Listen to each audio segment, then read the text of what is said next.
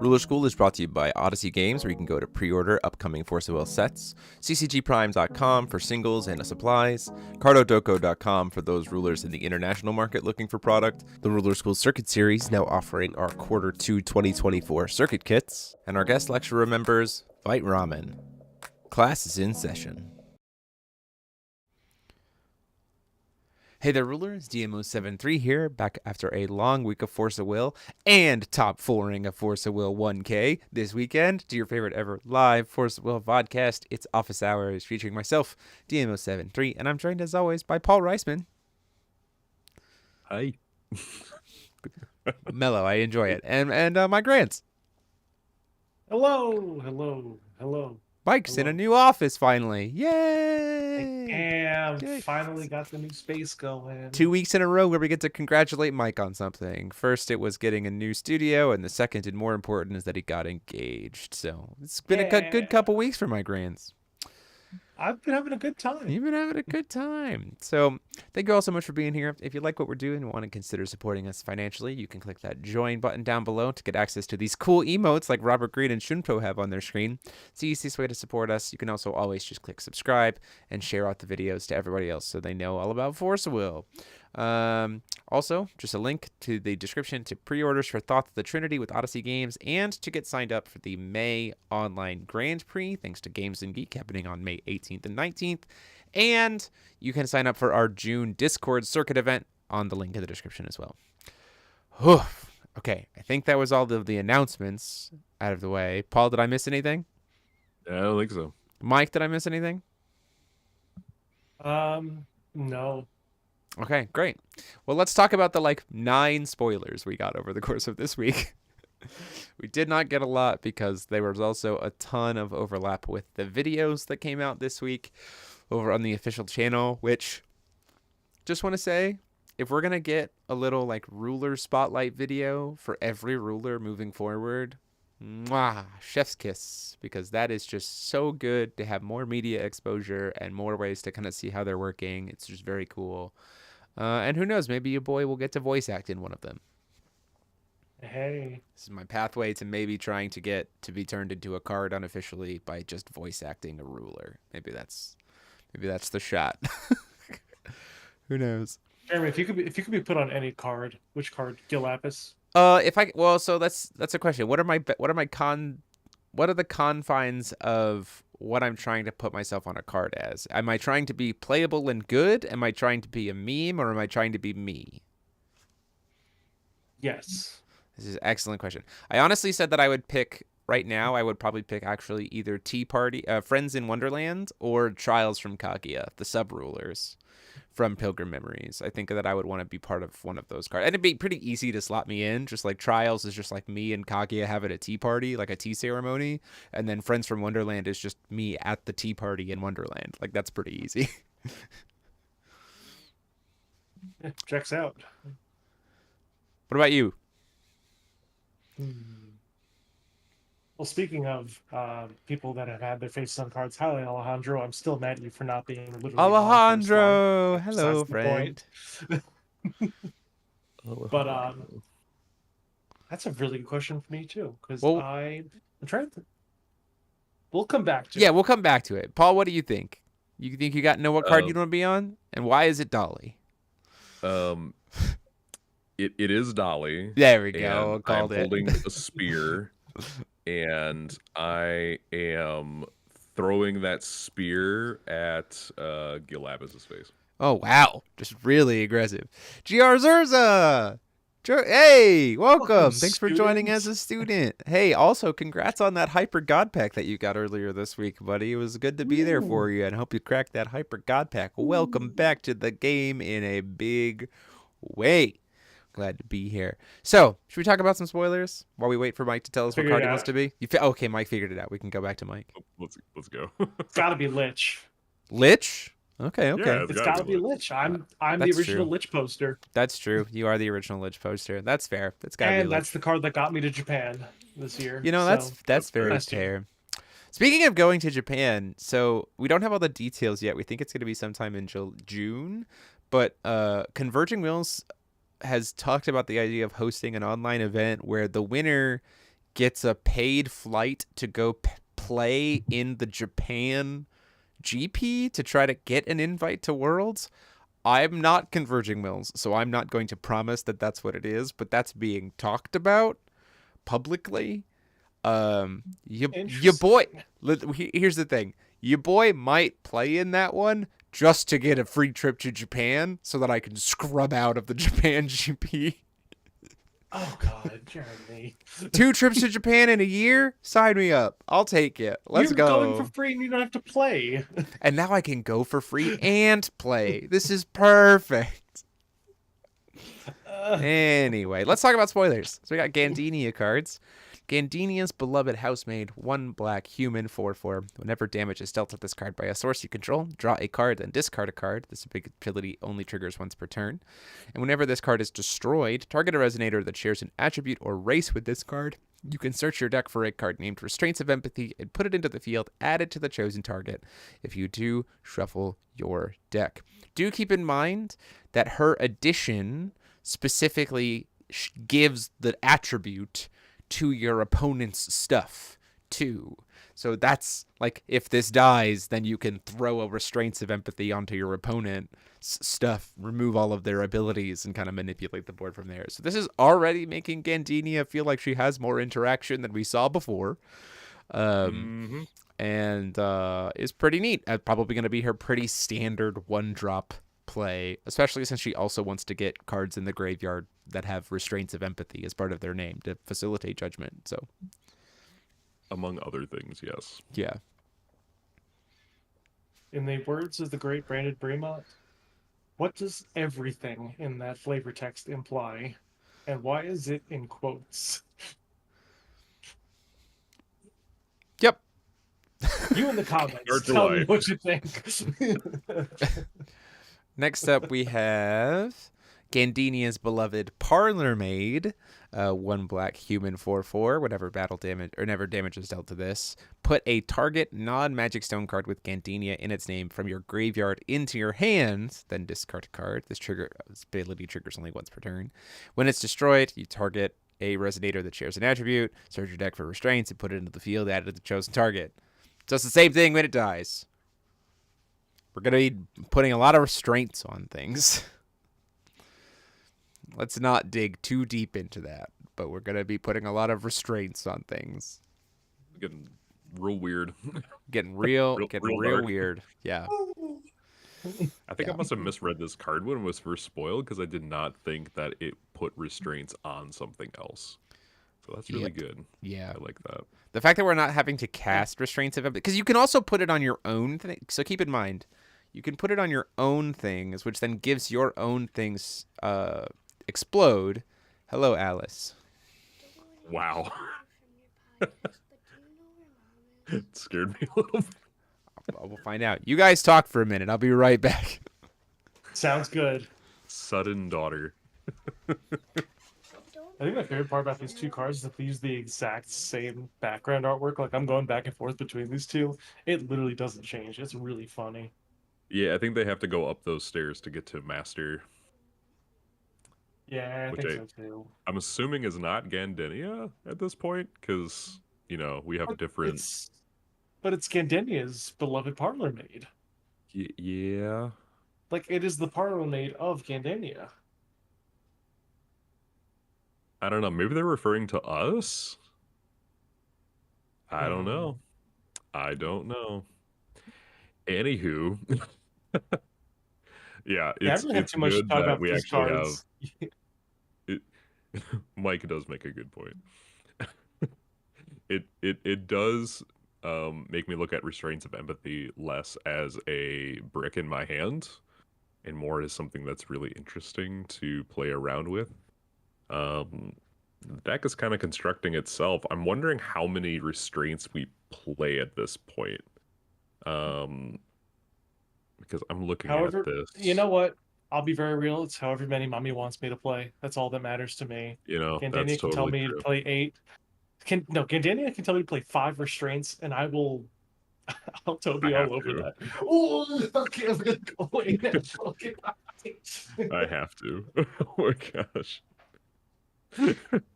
Oh, that's really fun. That's the first time I got to do that. And we're done. You know what? All right. Good night, everyone. It was great Good night, chatting with everybody. you Have a all. great night. This has been the Ruler School podcast. Yeah. I And I'm can't and end I'm it This has back. been without- office hours. Oh wait, Wait, we're okay. Jeremy's back. You wait a can turn minute. off the stream.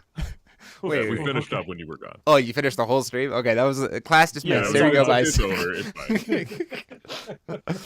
um, yeah, I think overall this idea of like how easily she'll be able to cycle restraints, I think is going to be really important for her. This is also a ruler in general that I think is going to be playing multiple copies of Horn of the Sacred Beast. And I say that because you also want to pump up Gandinia's defense so that she can stick around longer, which I think is important, and then be able to recycle stuff. Like, I think it's pretty crazy for this. Rustin was giving me such a good idea. Rustin Yeah. said you're contractually obligated to wear a mask when you play her. I said a made outfit. I realized this deck is literally made for Tyler Tompkins specifically. Listen, you're not wrong. I've already I been know chatting I'm with not Tyler about wrong. it. I will see later, but I have talked about the idea of trying to get all of us on staff at Worlds to cosplay as like Gandinia staff at Worlds. That's so sick. So just like Dude. have Oh my like God. Kawamoto, Rio, me, Dylan, like everybody just full like Gandinia staff with the masks and kind of go in. I think that would be really flavorful and fun, but we'll see. Yeah, Horn against other decks is already good, so playing this in the main seems good. Yeah, no, I agree. I think Yeah. I played 2 copies of it in the main board of my Alice and Grim deck this weekend, and it was insanely good. And so I think Gandinia will also be using Horn of the Sacred Beast to great effect, very well. Next up we have, speaking of more of her staff, her beloved Handyman. Whenever damage is dealt to this card by a source you control, target J/Resonator your opponent controls gains minus 400 until the end of the turn. When this card is destroyed, you share an attribute. Search your card for a dex Restraints of Empathy. So all of them, when they die, put Restraints of Empathy on something else. So you can see why, again, Horn is going to be huge for this deck. Like being able to recycle over and over and over and over again, because you're going to be getting a lot of restraints with this deck. Which Gandinia can already do on her front side. Yeah, So if you she can don't see tuck stuff Horn, back. That too. Yeah, she can tuck stuff back and draw you a card. yeah, for sure. And then just to go off the other one, we have the Beloved Valet. When damage is dealt to this card, target Resonator becomes darkness until the end of the game. Okay, so hear me out.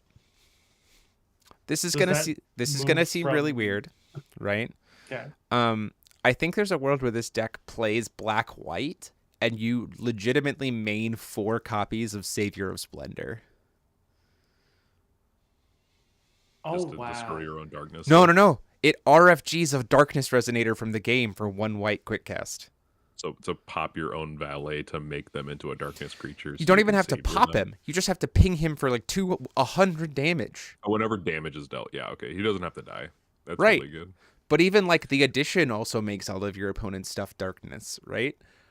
Mm-hmm. So we can play Jesus? So we just play Competitively? Jesus in this deck. Oh my God.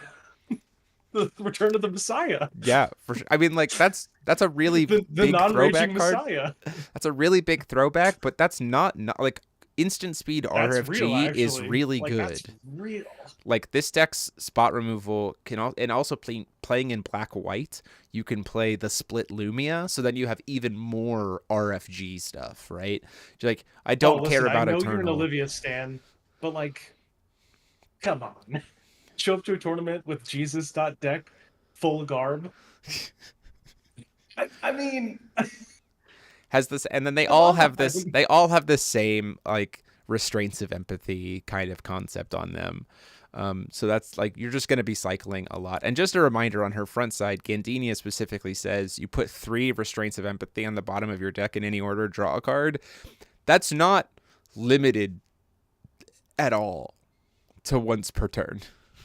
Mm-hmm. That's just constantly able to recycle those and draw more cards, right? restraints go brrr. Yeah. Especially since the ninja, again, as a reminder, has Restraints of Empathy as part of its name as well.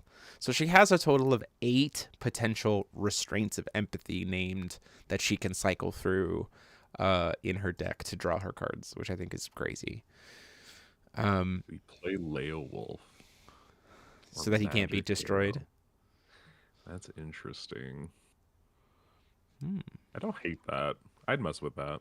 Because you're already in black-red anyway because of Sealed One-Eyed Dragon.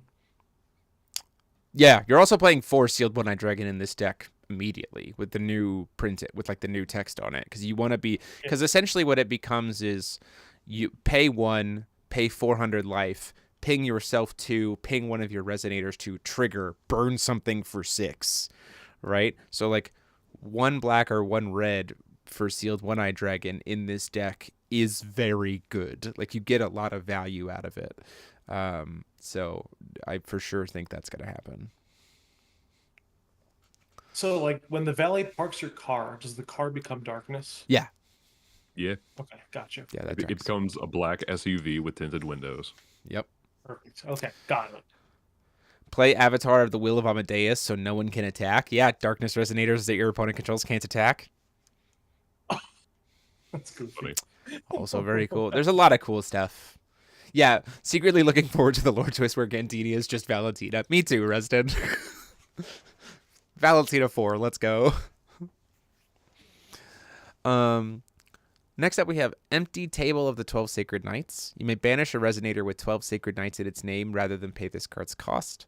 As this card enters the field, choose a race to be referenced by the other abilities of this card until the end of game.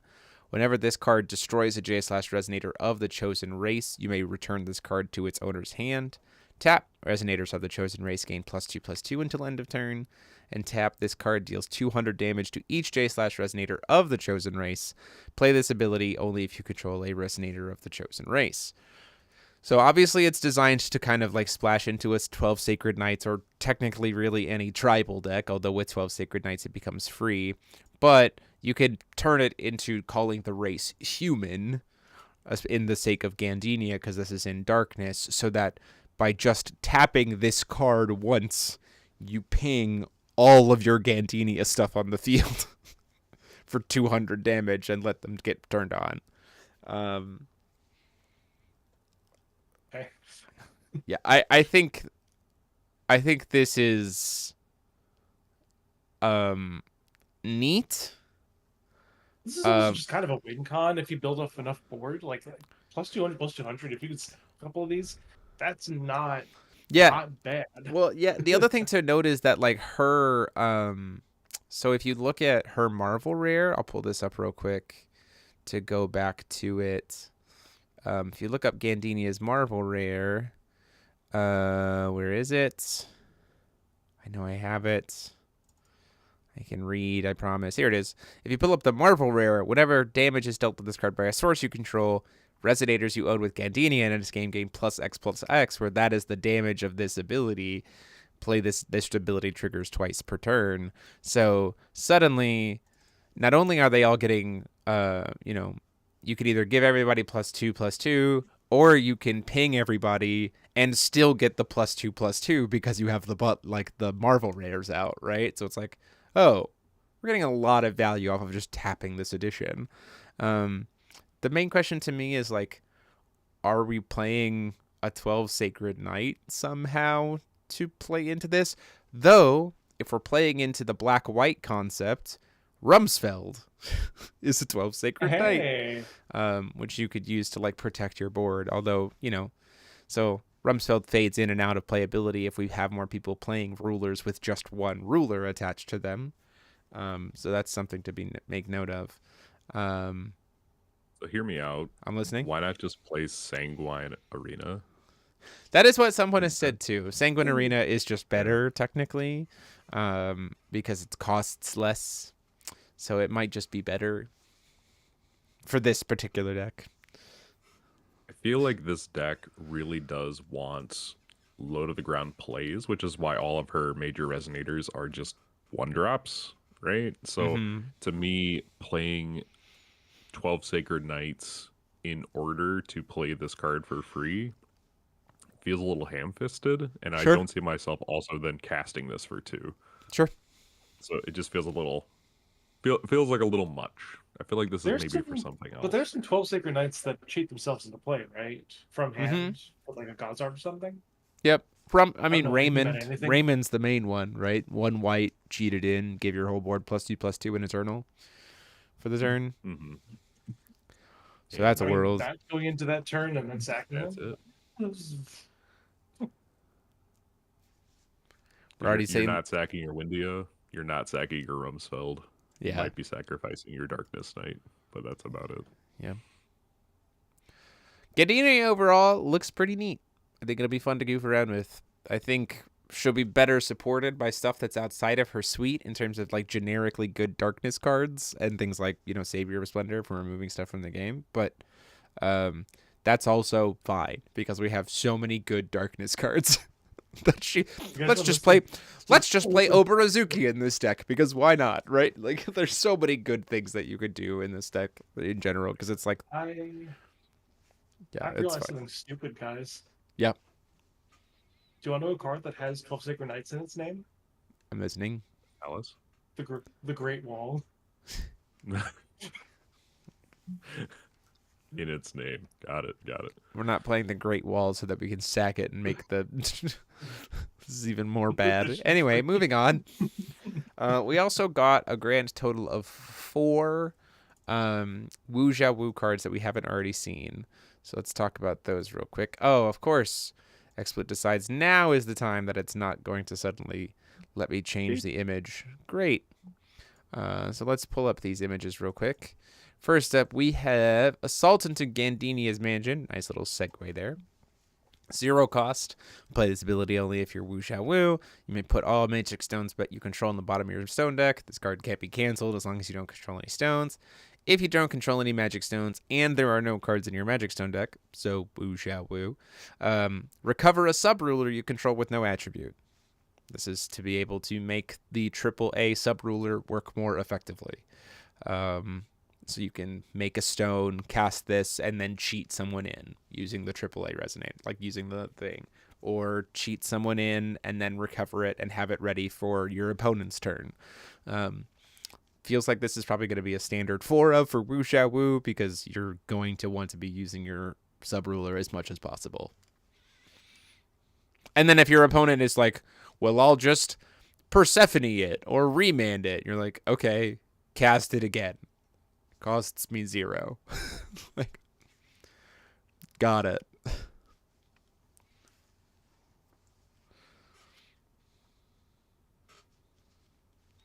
Wu Jia Wu. Not a cat. Not a No cat. Not a Not a cat. cat. Next up, we have Elsa, the AAA attacker. Let it go. 2 cost AAA human, 1/2. Remember, these are all getting +1/+1 for every single magic stone your opponent controls. Enter target resonator spell. As it enters the field, it becomes a magic stone until the end of your turn. And next end of your turn, so if you do it on your opponent's turn, it lasts until your turn. It's no longer a resonator. If it would move to a magic stone deck, it doesn't move instead. It gains tap, produce 1 will, and loses all other abilities as long as it's a magic stone. Nice enter effect. Think I'll make it a stone instead. So there you go. That's the thing. Whenever your opponent plays a resonator spell, trigger. At resolution, if you don't control a card named Elsa A Attracker and your opponent controls 2 or more magic stones, you may put this card from your hand into the field. Until end of turn, you cannot put cards that share a name with this card into the field. So one thing that's interesting to me about this, first read, is that if I have 3 of these in my hand, whenever you play a resonator spell, I'm going to trigger 3 Elsas. Which helps get around things like Lorite or Fossil Girl, because then the other Elsas will just, like, one of the 3 Elsas is going to enter. So that's a thing. E. Tony the Tiger. Yeah. Yeah. So these, I can't really make comments on the AAA stuff until I've played it, because I truly Yeah. like Yeah, this my. is literally anti-force of will. Yeah, I just like I have to get these cards in my hand and like actually play it before I can give any kind of context of how good this is or not. Is it weird that like I feel like there's with the restriction of not having stones and like having to play reactively, the whole until end of turn you can't put a card that shares name with her is like a little ham-fisted, personally speaking. Yeah, I can But see that, but I also understand where it's like if I have two Elsas and you cast a single thing, I can just put two Elsas into the field. And it's like, you took a game state action. I'm gonna put two bodies into the field. they're 1/2s. They get big Well, quick. They get big quick. So what's interesting is until end of turn, your opponent, you cannot put cards that share a name with this card into the field. So if both trigger and they're both going to resolve, can the second one just not resolve then? Like so it'll like, just depending on how you stay in play- your hand. Yeah, it'll just stay in your Yeah. hand. It won't be able to move. I think this card is good. It's effectively a cancel that doesn't cancel, right? Yeah. For resonators. Yeah. It leaves a little bit of an imagination open for what do we do about everything else. But resonators are at least half this game, so I'm okay with this. Notice how all of the Tony resonators can't get Replicant Shiva entered. They can get Solarized Replicant Shiva entered, but regular Replicant Shiva, yeah, they're all safe. They all have lesser attack than defense. So the whole if you get a wide enough board, Replicant Shiva can't answer all of them or any of them. Next up we have, this is the funniest name to me ever. This is Robert. So funny. Good old fucking Robbie. This is Robert. He's a human analyzer. Play this card, or its ability is only if you control Wuxia Wu. Enter, search your deck for an Elsa, and put it into your hand. Whenever a resonator named Elsa enters the field under your control, if you don't control Robert and your opponent controls two or more stones, you can put Robert from your hand into the field. So, Elsa gets Robert, Robert gets Elsa. Mhm. Cycle, cycle, cycle, cycle, cycle, cycle, cycle, cycle, cycle. Conveniently allows you to get around the fact that you don't have magic stones, right? Yep. So like if your opponent just has one magic stone that you've created, you can just play Robert and like get all these things. How are you playing Robert if your opponent only has one stone? I'm sorry, because you're turning their stuff into magic stones, correct? Right, right. So you are tapping for will to play this off of that magic stone, correct? No. Your opponent gets to keep the magic stone. You're not taking the magic stone that you're keeping. Them. You're giving just them a turning magic stone. into magic stones. Yeah, for that sure. You cannot. So you're use. ramping your opponent, right? Yeah. Right, void stones. Yeah, you're giving your opponent Yep. void stones. Yes. Gotcha. Okay. Which is partially the whole like thing that makes me think that this is not going to be a real deck. But I've been proven wrong before. We'll see. We'll see. We're gonna have to. As we've noticed with a lot of this set, though, I will say this: internally within Thoth of the Trinity, there's like no void cost anywhere. If you look at all of the cards, it's all base color cost. So a void magic stone will help all of these decks within cluster 0 amount. That's will pretty not funny. will not help them at all. It's essentially just making the Ooh, thing a Butler? blank card. I thought the Butler was like a darkness and two. Double void. black. Double black. No. The beloved Butler. It's darkness and two void. Oh, so the Marvel rare for her. So specifically against Gandinia, you could help her out. There you we go. go. Despite the assault onto her mansion, these guys are really bad at their jobs. Apparently. Yeah, they're not very good. Next up, we have the Anti-Arcana Air Drone. Now, this card, I think, is The pretty AAA. spicy. So it's a 1-cost Flying Barrier 0/4 that whenever your opponent plays a spell, this card deals 200 damage to your opponent. And you can pay 0, reveal this card from your hand. If you control a resonator named Evelyn AAA Aviator, put this card from your hand into the field. Play this ability only during main timing, and only if you don't control a card named Anti-Arcana Aerodrone. Until end of turn, you can't put another one into the field. So This card to me, the first one is going to come in off of the Evelyn. Like, you're going to use this pay 0 cheated in. The second, third, and fourth copies are going to get cheated in by the sub-ruler. So that you can have like 3 or 4 of these on the field at a time. And then it's like, please play a spell. Take 800 every time you play a spell.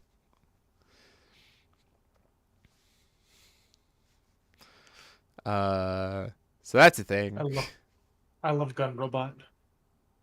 Gun robot thing. This deck this deck also feels like a deck that's going to play Horn of the Sacred Beast. I wonder if Horn of the Sacred Beast is just going to be good. This next format is a whole. Oh, I wonder if Horn of the Sacred Beast would be good. Said any Forceful player at any point in Forceful's. I know, but it's coming. I mean, the fact that it's coming back is pretty nice. Go buy your copies now. Get your promo copies. Get your Worlds copies. I got my GP promos. Rocking them out. It's pretty good. Yeah, Aerodrone's pretty cool. It's probably like, outside of the go wide, slamming a bunch of stuff, kind of going in. It's probably the win con of the deck, especially because it also flies, right? So it's just like, not only is this guy going to beat your face in, the more copies I have, because every stone I give you gives him +1/+1 and makes him more survivable and everything else. But also every single time you play something, it then is just going to do more damage to you more and more. And it doesn't target. Keep that in mind. It doesn't target somebody you. Needs to tell Kyron Lucas that there's a gun in the game now officially. He might start playing again. Maybe. Glad you're building a reanimate deck. First stream we watch, Horn is mentioned 10 times. Yeah. Dark Alice Rabbit Princess unfortunately does not protect against Horn of the Sacred Beast. Just eat your opponent's Horn of the Sacred Beast while you're playing against them. They can't, and then report it to a judge and tell the judge that they have an illegal deck. The fact that Aerodrone is a no attribute machine triggers my OG Machina vibes. That's the other thing too about this deck is it's definitely going to be something where March of the Machine Lords, I think, is legitimately a card in this deck, because you get like 5 Void Resonators out, and suddenly you're giving them all +4/+4 in swiftness on top of the plus that they're getting from your opponent being a crap ton of stones, and you're just like, oh, you're just dead. GG. Like, imagine getting them down to 200 life and sitting on 2 anti-Arcana Aerodrones and being like, are you going to take game state actions? Because the second you do, the game's dead. The game's over. Whoops. Sure hope you like dying. Also, I will say, though, just off the cuff, as far as we can tell, the Wu Xiao Wu mirror is going to be so awful. Yes. It's going to be obviously so bad. So bad. Like, who sees Therion morphing first, and who's playing more Regalia? It's pretty much what that Wu Xiao Wu mirror is going to be like. Mm-hmm. And dear heavens, is that going to be bad? I will say this, though. Wu Xiao Wu as a whole, his entire suite so far has been in the normal rarity slot. And if that is the case, that his entire set 1 suite is in the rarity slot of normal, he to me feels like the quintessential will be getting more cards every set throughout the cluster. Right? Like, we've had that before where it's like, Ragnarok kind of got some new kind of stuff throughout the course of the cluster because he didn't really get much right out the gate. And, so it's just kind of like got a little bit more stuff kind of thing. Wu Xiao Wu feels like a very easy way to just add more things to him that are in the super rare or maybe eventually a Marvel rare slot. Something that to the kins of like a card that only he can cast that produces 2 like Magic Stone tokens for the turn or something, right? Where he like makes like artificial Magic Stones on your opponent's side of the field so that he can then try to do some stuff. Like, I wouldn't be surprised by that. Or like an addition that says like this card counts as your opponent having X number of Magic Stones, so he can start playing that way. I wouldn't be surprised if he gets stuff throughout the cluster. So round 1 of the next GP after release, we getting that as the feature match? Jeez Louise, no. I wouldn't. I think you have to ID in a tournament. That would be rough. Yeah, you would probably just have to sit down and go like, we just ID and just move on, because right now the mirror is unplayable. Unless that's not entirely true. If you're playing the mirror and one of you is playing a hyper regalia build and the other one is not, the hyper regalia build wins every time, because they will just play all of their regalia that pump up Wu Jia Wu and then just judgment him 4 times and kill you when you can't do anything. Right? So that's a thing to keep in mind with Wu Jia Wu, is you probably need to be playing some copies of some kind of stat pump regalia in the deck just for the sake of playing into the mirror. Because if one of you is playing like 3 Horn of the Sacred Beasts, 3 Death Scythes, and the other is not playing any regalia at all, then the match is already decided. At least game 1. Oh yeah, that's true. Yeah. Because you could pump him up by +12, +24. So with 2 Therion morphings, you can just kill your opponent. So you do have a way to win the game, but that would be the most boring game of all time.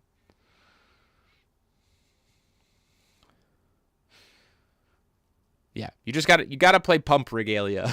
At least a couple copies of Pump Regalia in the deck, so that you have a way to kill your opponent. Ideally, you would be playing at least 4. Sad.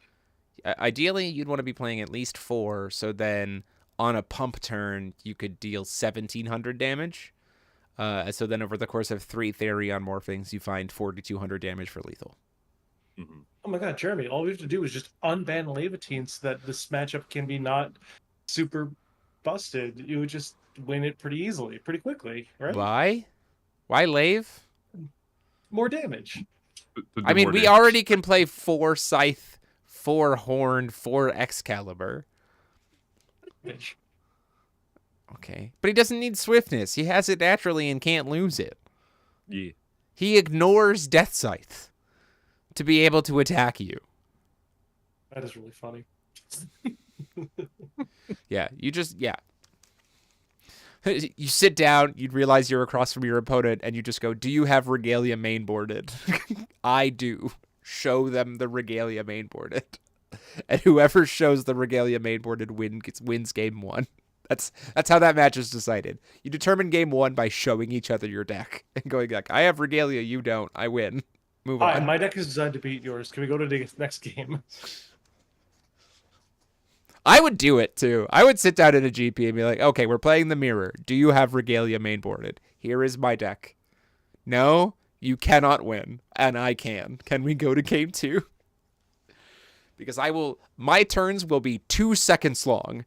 Draw, call, stone, pass. Draw, call, stone, or draw pass, draw pass, draw pass, draw pass, draw pass, draw Regalia pass, draw pass, draw pass, draw pass, draw pass, draw pass, draw Regalia pass, draw. Just like, that will be my entire game plan. And with Horn of the Sacred Beast, you can recycle the Therion morphings, so you can judgment more than 4 times. So, eventually, I'll win. Tama Bird, so it's like a good live. That's funny. What if he gets a card based on opponent's grave side that he free casts? There's so many things that you could add in like a rare slot, a super rare slot, a Marvel rare slot for this deck to help give him more ways to manipulate your opponent's stone count. That like he's very like he'll be playable in that regard, right? And he can certainly be expanded to become even better. But out the gate, you got to be playing at least 2 Horn of the Sacred Beasts in the main. Otherwise, you're in for a bad time. What's the funniest thing you could do with any will-producing regalia with him?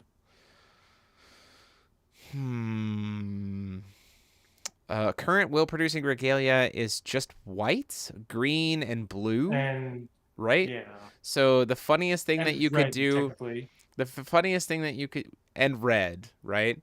So the funniest thing that you could do is somehow have Deep Blue on board. I think this is the funniest thing that you can do. You'd need Deep Blue on board with 3 Deep Blue in hand, and then 2 Excaliburs, and you could produce 3 Red Will and a White Will and cast an Electra.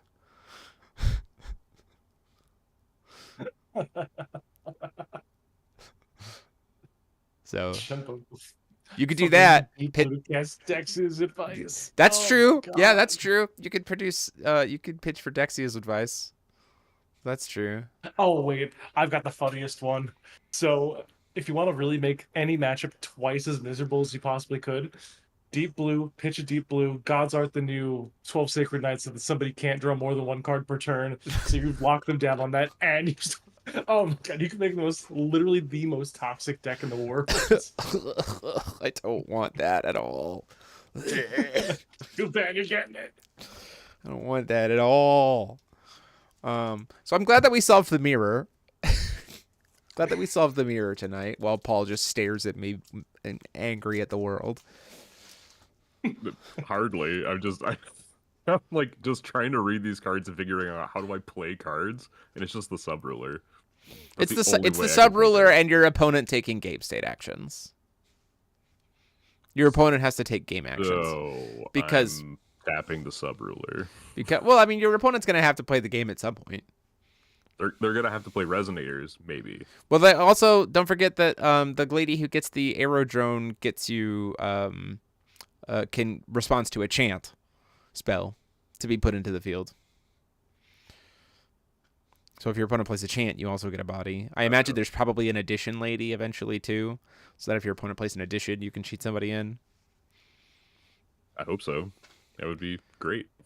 Opponent plays Curse of Caduceus. Curse of Caduceus, I do not think does anything to rulers.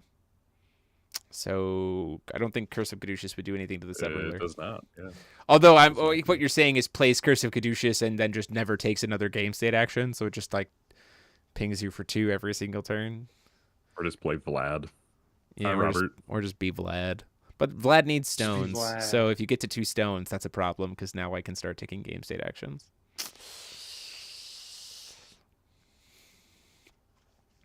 Anywho's all. This is a weird deck. It is a weird deck. I look forward to keeping it completely sleeved, independent of any other deck forever, just to be able to play it and pull it out and play some casual games with it.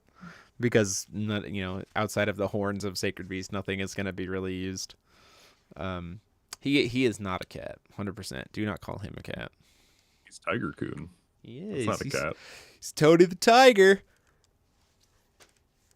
Oh, it's Pop Top Tiger. Pop Top Tiger. So we're coming up near the end of spoilers. My phone just gave me a notification.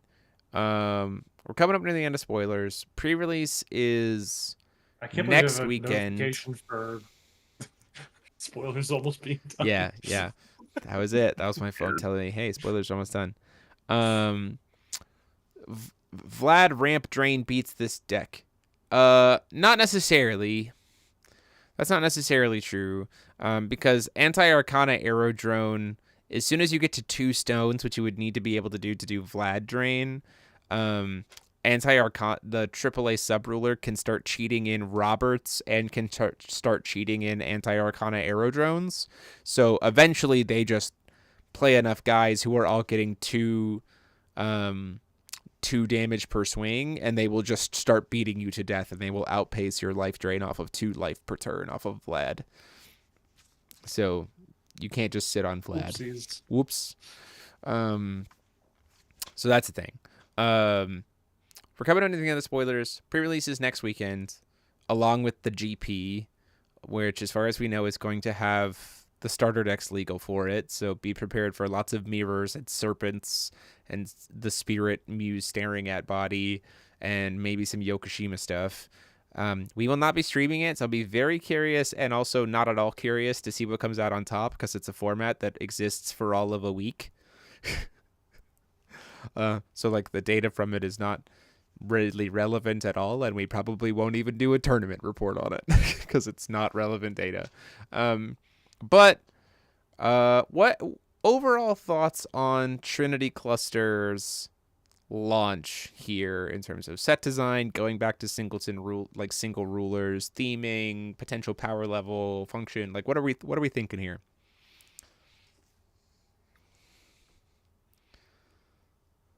I'd say like a 6.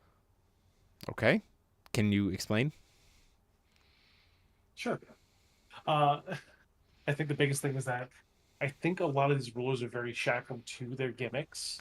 And typically speaking, within Force Will's history, especially given the fact that we're entirely Wanderer now, gimmick decks have, well, not gimmick decks, but decks that are more restrained to their gimmicks tend to do a little bit worse overall compared to ones that are just like able to have something that sets them apart from everything else that's using a lot of very strong like power cards on top of the cards that are designed for them. Mm-hmm.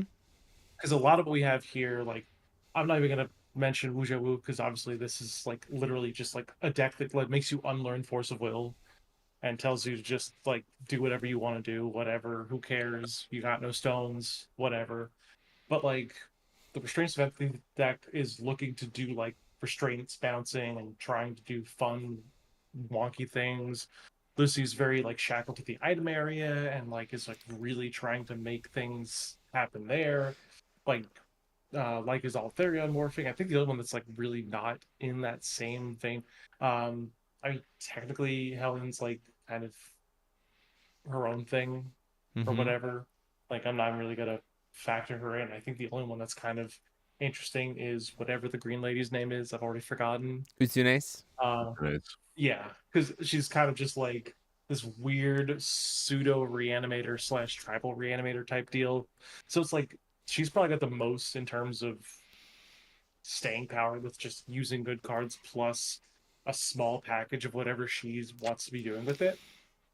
But overall, I think everybody else is very much like going to try and focus in specifically on the cards from the set that are designed for them, splash in a little bit of good cards, but then overall be overtaken by decks that need less of their package Yeah, I would. focused from the I set. I think the only point I disagree with you on that is I think Lucy is cracked. Mainly because of her, like Okay. her sub ruler, I think gives her so much beginning of the game power and like consistency Mhm. over the course of the game. The fact that she gets to essentially ramp while digging, while putting bodies on board and maintaining will as a blue based deck when blue has just been given so much love in this, like the starter deck and the new set, I think single-handedly puts Lucy on the map competitively. Like I think she will be showing up in force, and the fact that Lucy also can just out the gate slam a Hydria and not care because she's just like looking at the top two, digging that way as well and cheating stuff in. But also she will be able to slam the Muse staring at spirit and not care. Mhm. Like because all of her stuff is going to be heavily spirit core, right? Like her whole core is spirits. So for her, that spirit dude prevents the decks that would mess with her from being able to cheat in and mess with her stuff. And she gets to apply a board state. And while doing so, even if your opponent does bring stuff into the field, they have to kill her spirits before they can kill her. So I there's something about the way that she's designed with her sub ruler that makes me think that she will absolutely be competitively viable. I think the witches are, if you build like a mono white witch deck, based on how much more exploration they give her, um, might be kind of cracked. In terms of just the way that they will be able to set up stacks lines very effectively. Um, while also maybe playing just like a one of each of the like stack switches, just being able to get them instantaneously if they need to based on the matchup. Um, I think Utsunes is pretty good. I think Lehen and Yokoshima have viability because they've cranked up the speed for those old core mechanics to play in current era, like ancient magic and exploration with treasures, and plus just way better treasures in general. Um, so like I think that I see where you're coming from in the fact that I agree that gimmicky decks have been trickier in the past, but I also think overall set design here is being made so that the gimmicky decks will be able to play a smaller package of generic good stuff decks or good stuff cards that will force other decks to respect them in deck building and as such create space for themselves in the environment. Like it, like a here, to put it this way, take Killua for example, right? If Killua plays against a Lucy or a Lucy deck, and Lucy just has Hydria on one, like coin Hydria, Killua is gonna go, oh crap.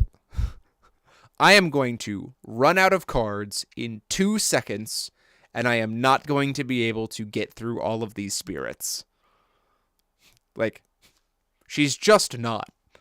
And she also will not be able to answer this Muse staring at spirit body that will get cheated in by Lucy off of her subruler.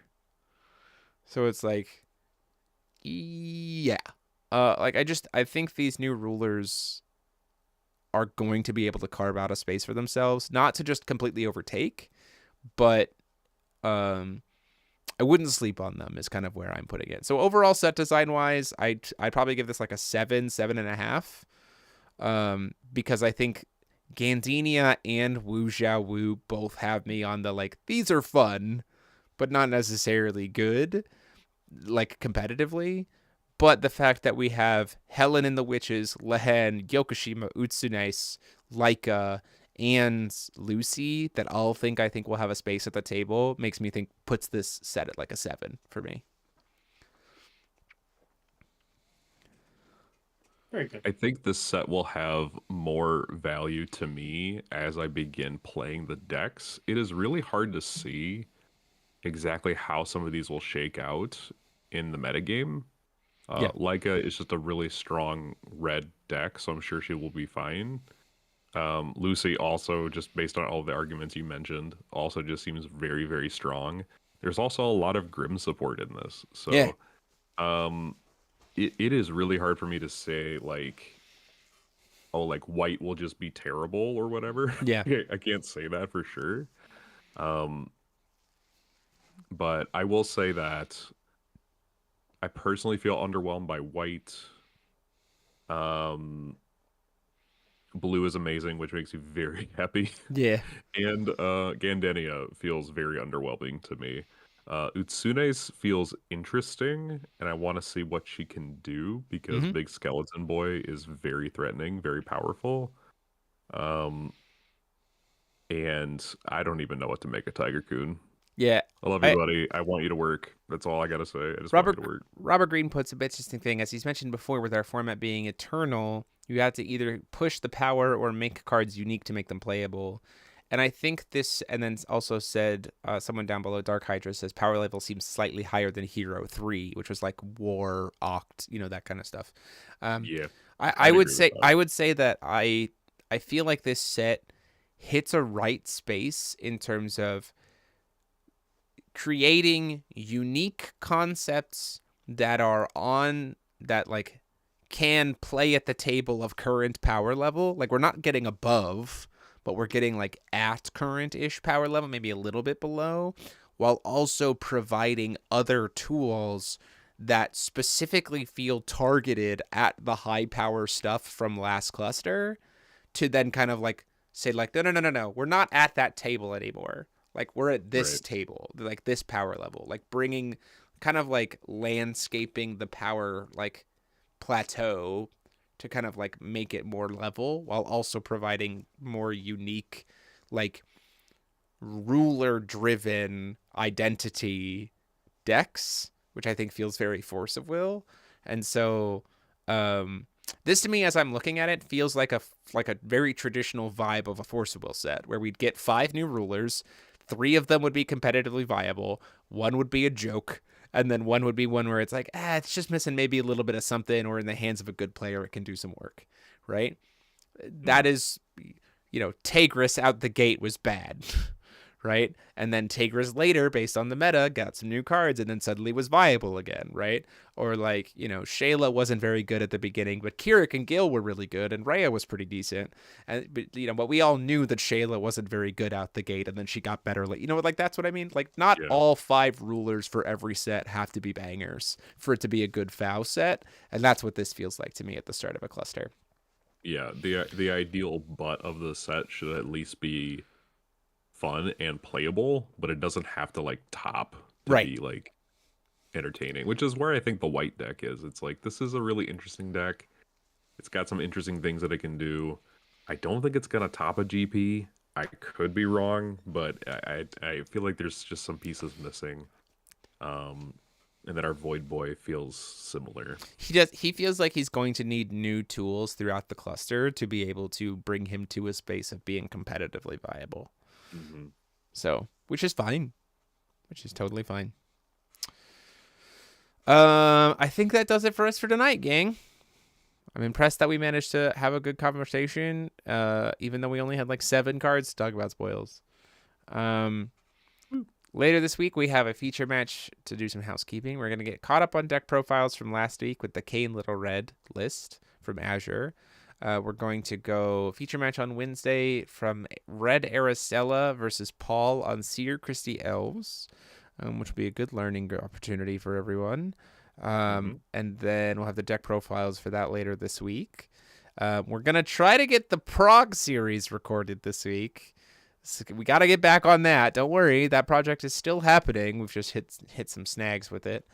So that will be coming back soon with Battle for Adaraktia sometime in the next couple weeks. And then leading up to the GP, which again, we won't be streaming, but hope that you guys take some time to go try it out. It's going to be a lot of fun. And then new set hype. Who's that hype? You said hype. So that's it for us for tonight. Thank you all so much for watching. Until next time, this has been me, Demo73. I've been joined, as always, by Paul Reisman. That's me. Opening up a farmer's market. Look at him. And Mike Rance. Once again, from the new area.